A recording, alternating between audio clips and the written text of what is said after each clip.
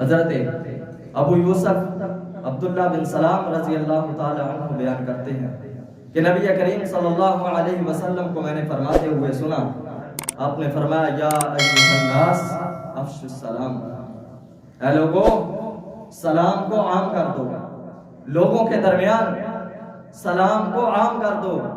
جو بھی تمہیں ملے، چھوٹا ہو یا بڑا ہو، امیر ہو یا غریب ہو،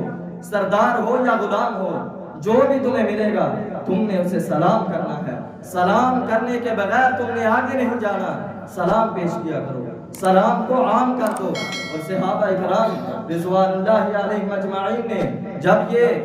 نبی کریم صلی اللہ علیہ وسلم کی زبان سے یہ الفاظ سنے، یہ حکم سنا، تو انہیں کوئی کام نہیں ہوتا، بازاروں میں نکل جاتے،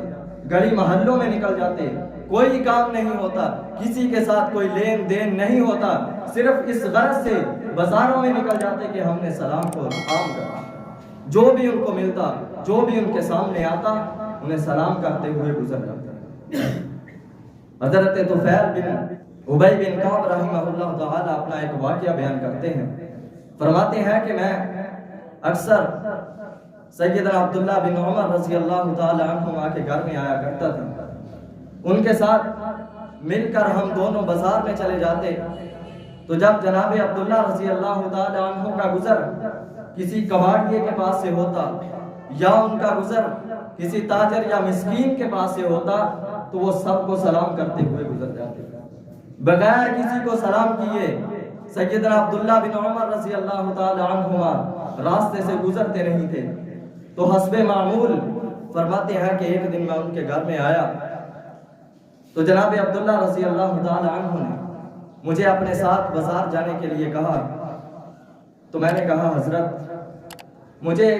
جواب چاہیے، ایک سوال پوچھتا ہوں آپ سے، اس کا جواب مجھے چاہیے، جب بھی میں آپ کے گھر میں آتا ہوں آپ مجھے بازار جانے کے لیے کہتے ہیں، جبکہ آپ کو بازار میں کوئی بھی کام نہیں ہوتا، نہ تو آپ نے کسی سوداگر کے ساتھ ملاقات کرنی ہے،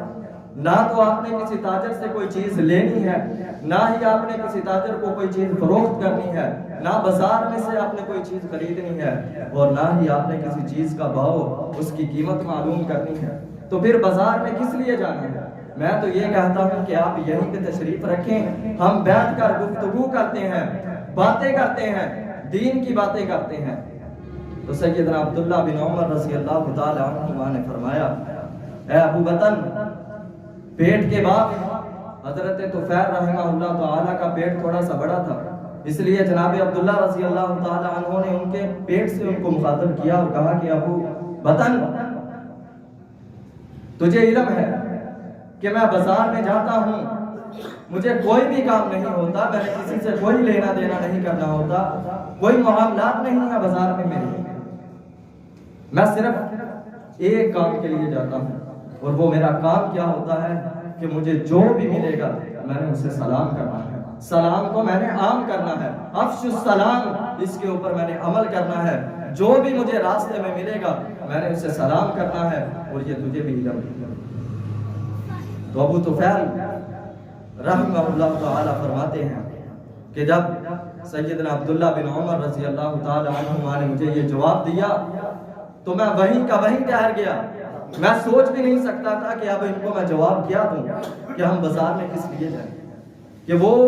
نبی کے ساتھی، نبی کے باتوں کے اوپر، نبی کی سنتوں کے ساتھ کس قدر محبت کرنے والے کہ اس قدر کہ نبی کی زبان سے بات بعد میں نکلتی تھی، وہ پہلے اس کے اوپر عمل کرنے کے لیے تیار رہتے، جیسے ہی نبی کے زبان سے انہوں نے حکم کو سنا اس کے اوپر عمل کرنے کے لیے فوری طور پہ تیار ہو جاتے۔